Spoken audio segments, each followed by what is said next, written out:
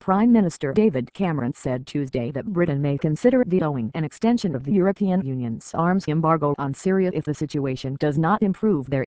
The EU has a blanket embargo against shipping arms to Syria, though last month Britain persuaded the EU to soften the embargo and allow member states to provide non-lethal aid, such as armored vehicles, to the rebels fighting the regime of President Bashar Assad. Both Britain and France support lifting the embargo further to allow weapons into Syria. The current EU embargo expires in May. Western countries have been rethinking their stance on helping the rebels as Assad's support erodes.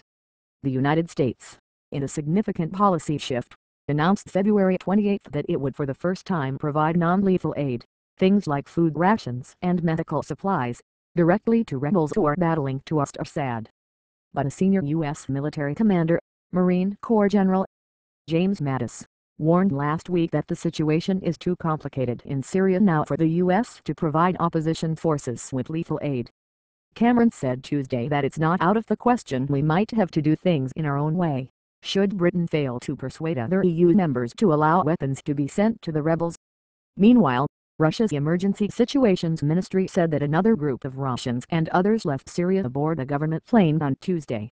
The ministry said the Il-62 plane arrived in Moscow just before midnight Tuesday with 103 Russians and citizens of other ex-Soviet nations.